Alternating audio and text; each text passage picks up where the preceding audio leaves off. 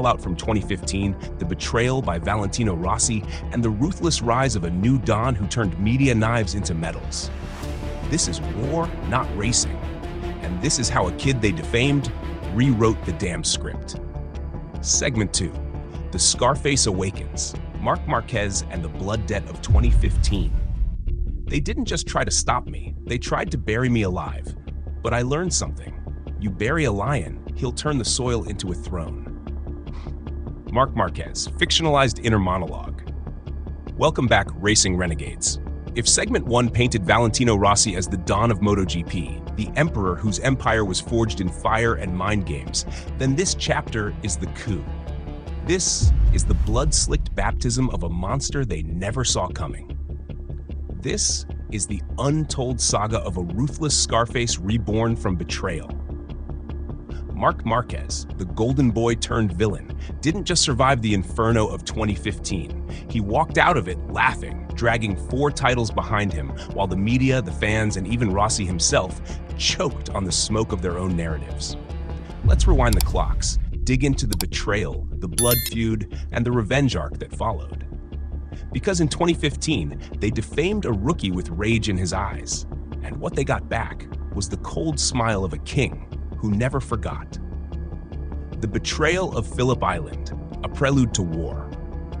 The Australian sun wasn't the only thing burning at Phillip Island that day. Something darker ignited in the shadows, a firestorm that would rip MotoGP apart. Rossi had the crown within reach. He could taste it. One more push and he'd be 10-time world champion, enshrined forever as untouchable. But he saw it. The number 93, darting in and out like a wasp, disrupting rhythm, taunting like a ghost from the future. Marc Márquez was out of the championship fight, technically, but Rossi didn't buy it. Not for a second. And when Márquez beat Lorenzo and took the win, Rossi snapped. Not just in private, no whispers. He went nuclear in public. He wants Lorenzo to win. He rides against me, not to win the race. That wasn't just post-race frustration. That was the Godfather making a declaration of war. He looked at the kid who once wore his colors, the fanboy who'd begged to shake his hand, and saw a traitor, a Judas in red and orange. But here's what they don't tell you. Márquez didn't race against Rossi. He raced like Márquez always did, with savage hunger, every corner a battlefield, every apex a war zone. But Rossi had already made up his mind. His 10th title wasn't slipping through his fingers because of age or mistakes. No. In his mind, Marc Márquez stole it, and the world bought the lie. Sepang showdown, when kings bleed. They called it a kick. Some called it a murder. But in Sepang, Malaysia, a dream died and a monster was born. It was lap 7. The 2 riders locked in a knife fight, every lap a violent waltz. The Don and the fanboy, now face to face, helmet to helmet. Márquez wasn't giving an inch. Rossi wasn't backing down. They touched again, and then the leg. Whether it was a push, a nudge, a retaliatory jab, Márquez hit the dirt. Instant chaos. Valentino's fans, rabid, loyal, blind, saw a hero being sabotaged. But in the replay room, 1,000 slow-motion cameras told a different tale. Rossi looked, leaned, leg out. Márquez crashed. I didn't kick him, Rossi insisted. I tried to shake him off. He was playing games. But the verdict was swift. Rossi penalized, starting from the back in Valencia. A title stolen by his own actions. And Márquez? He didn't cry. He didn't beg for sympathy. He vanished into silence, the cold silence of a man who doesn't need to shout his revenge, because he's gonna let the track do it for him. That's the day Marc Márquez became something else. Not a fan, not a rival, a ghost with a grudge. Lorenzo wins the title, and the world cries foul. But let's not rewrite history.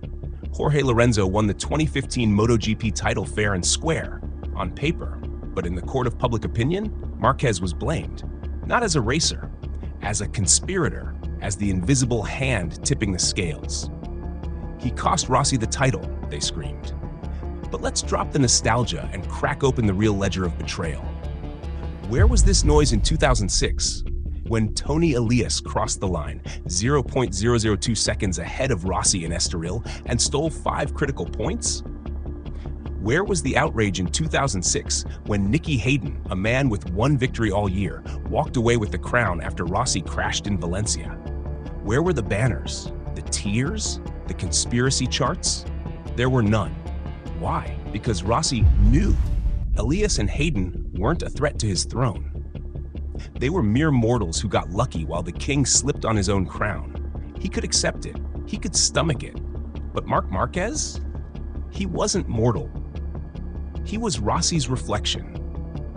The prophecy in motion. The fanboy wearing yellow turned blood-red rebel, the one guy who didn't just beat Rossi. He overshadowed him. That's what made it personal. Márquez didn't come from another camp. He came from inside the castle. He wore 46. He smiled like a disciple. And then, when it mattered most, he didn't move aside. He refused to play by Rossi's rules. And that's when the switch flipped. This wasn't Elias. This wasn't Hayden. This was a ghost born from Rossi's own legacy, now killing the Don with his own weapons. That's why the betrayal burned so deep. Because Rossi saw his own shadow and couldn't stop it. The reign of terror begins, 2016 and 2019. If 2015 was betrayal, then the next 4 years were punishment. Not for Márquez, for everyone else. 2016, the first warning shot, he clinched the championship. Again, with methodical dominance, not flashy, not angry, surgical. Rossi, second. The man who tried to destroy Márquez's name watched from the podium below him. The media tried to stir the pot. Márquez didn't bite, because Scarface doesn't answer interviews. He answers with track records. 2017, the sword gets sharper. Dovizioso came swinging. But Márquez? He danced around Ducati like it was a dying bull. 6 wins, 10 podiums, another crown, another reminder. He wasn't going away. He was building an empire. 2018, brutality unleashed. This was the year. He didn't just win, he humiliated the grid. He finished the season with 321 points, 9 wins, 18 podiums. They tried to crash him. He laughed in their faces. They tried to rattle him. He danced between their bikes like a storm through a forest. Rossi, winless. The doctor's blade had dulled, but Márquez's sword, it was dripping blood. 2019, the redemption of a villain. They said he couldn't do it again. They said he peaked. They said this was the year someone would finally stop the monster. What did he do? He finished on the podium in 18 out of 19 races. 12 wins, a record 420 points. He didn't just beat the competition. He stripped the sport down to rubble, walked into the paddock, and made the same media that crucified him in 2015 lick his boots and all. And what about Rossi? He was a ghost, watching from the shadows. The voice that once swayed the world, reduced to whispers. Mac, the PR that tried to kill him, now sells his glory. The twist? The same journalists who dragged his name through the dirt in 2015 were now begging to write his biography. The same sponsors that avoided him after Sepang were now flooding his garage. The same fans that booed him in Valencia were now tattooing 93 on their skin. Because that's the truth in this world. Winners rewrite the rules. And Marc Márquez didn't just win. He waged war, survived betrayal, and turned his scars into armor. Legacy of a scarred king. Valentino Rossi was the showman, the godfather. The manipulator who owned headlines and the hearts of millions. But Marc Márquez, he was the executioner. No mind games, no press conferences dripping with calculated drama, no fake smiles, just track, just terror, just titles. He wasn't born in a palace like Rossi. He crawled from the ashes of 2015, covered in media bile, betrayed by his own idol, and he built his own damn kingdom from concrete and vengeance. Final words. The kid who became the Don. In 2015, Marc Márquez lost something. Not the championship, his innocence, his place in Rossi's story. But what he gained was far more terrifying. Power, fire, resolve. When the world called him a villain, he became a king. When they accused him of crimes he didn't commit, he wrote his legacy in ink and fuel.